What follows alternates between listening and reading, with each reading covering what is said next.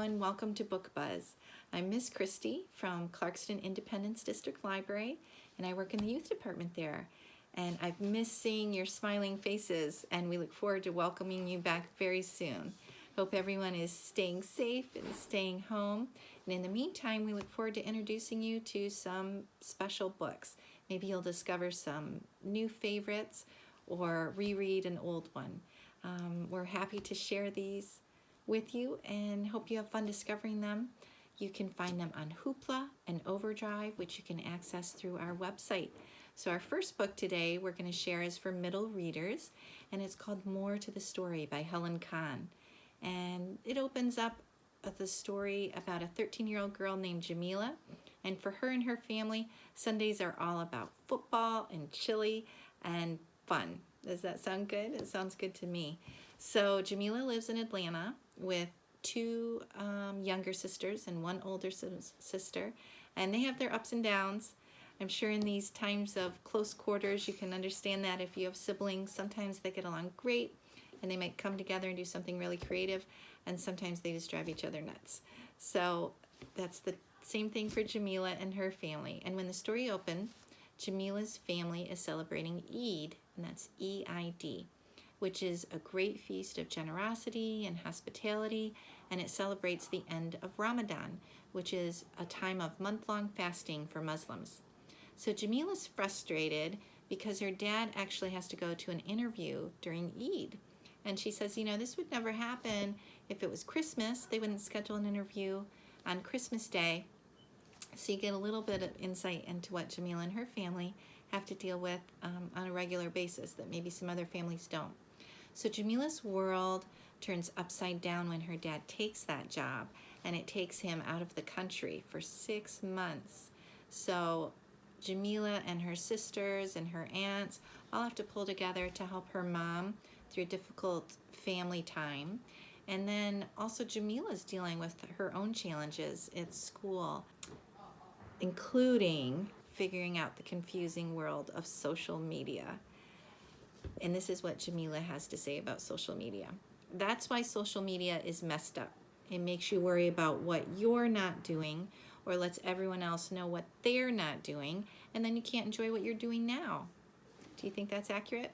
I know social media can be nice in times like these when we can't see each other face to face, but sometimes it can lead to hurt or misunderstandings, right? So good and bad. Hope you're getting some good use out of social media during this time. But Jamila wants to be a journalist, and she's written a family newsletter since she was 9. And sometimes it would have stories about relatives, and she'd send it out to her grandparents and aunts and uncles and everyone near and far through email. And sometimes it'd have silly things in it too, like a headline that would say, "Missing Pasta Investigation, Person of Interest Sought." So who took that leftover pasta? When Jamila is picked to be the features editor of her middle school newspaper, she's so excited, but she's also frustrated because the editor-in-chief is another boy who seems to always shoot down her ideas. And of course, Jamila thinks her ideas are great. So she gets frustrated with that situation and is trying to figure it out. And when some friends of hers actually make some hurtful comments about her ethnicity, Jamila decides to do an article about microaggressions. And that's when people say or do things based on stereotypes, and they're not necessarily intending to be hurtful, but they definitely are. So Jamila's trying to use her power of the press to educate people. And she makes a mistake when she does it. She quotes a friend who didn't agree that she could use his words, and it ends up creating a lot of hurt and trouble for her and this friend who she'd become really close to, and his name is Ali, and he had recently moved there from England. So Jamila has to figure out what matters most, what type of journalist she wants to be, and what it really means to be a friend. So I hope you'll check out More to the Story by Helen Kahn, and a couple fun things for you to check out. If you do decide to read it, see if you can find the very classic book that it's kind of modeled after. It's a modern adaptation of a very classic novel that's been around for a long time, and there was actually just a new movie about it this winter, I think. So that's a little clue for you.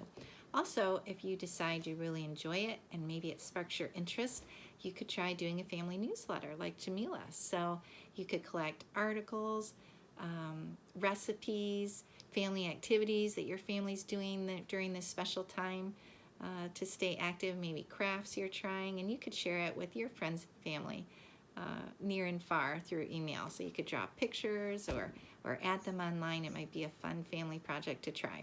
So that is More to the Story by Kahn. So here we are with our second book buzz, and we're going to talk about Because of the Rabbit by Cynthia Lord.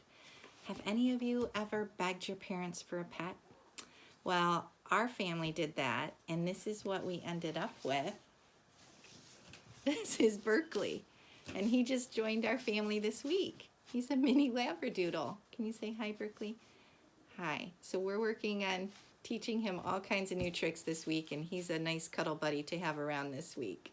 I'm sure you'll be seeing more of Berkeley. Okay, so and Because of the Rabbit, the main character is Emma, and she's not looking for a puppy, but she begs her game warden father to let her keep a wild rabbit that she helped him to rescue. He was tangled up in a fence. So Emma sees her new pet as the key to making friends because she's just starting 5th grade at her public school in Maine after being homeschooled for quite a while with her older brother. And Emma says, anything is possible with rabbits. And this is another friend we have to share. This is, Mr. Vincenzo Sebastian, who's Vinny for short. And this is our oldest daughter's Bunny, and she is home with us during this special time of staying home and staying safe from Grand Rapids, and she brought Vinny to stay with us too. So we'll see if Vinny will stay with us while we finish our book buzz. So Emma's been homeschooled all her life, but her older brother Owen decides he wants to start high school at the public school. And that really changes things for her and their relationship, and she starts feeling left out. So she decides maybe this is time for her to start public school too. Something special that Emma and her brother had always shared were they would find rocks and paint them with special messages to kind of cheer one another on. So I did that recently with a friend, and you might try that too. It's a good time to look for some rocks in your backyard. You can paint them with acrylic marker or Sharpie, and you could paint designs on them or maybe some hopeful or cheer up messages for your family during this special time. So more than anything, Emma wants to make a best friend, right? And she even makes a list of qualities she thinks her best friend should have. So she says she'd really like to be half of an and, like you see in books. Calvin and Hobbes, Frodo and Sam, Charlotte and Wilbur. Do you recognize some of those famous pairs? So she says maybe we'd solve mysteries together or dress up as Thing 1 and Thing 2 at Halloween or be co-presidents of our own club. And we'd never mess each other because we'd see each other every day at school. So that's Emma's list of what she'd love in a best friend. So things don't quite go as planned when she goes to school. On her very first day of school, she's paired with a boy named Jack for a project. And he can't stay on topic, and he speaks out of turn. He's a little quirky. He's obsessed with animals. Jack doesn't quite fit in, and Emma's afraid that he's going to make her stand out. The class breaks up into groups to play 2 truths and a lie to get to know each other. Have you ever played that game? So you say 3 things, 2 of them are true, 1 of them isn't. So let's try it. Okay, so this is Ms Christy's 2 truths and a lie. So I'm going to say, I've high-fived Taylor Swift. I've gone skydiving.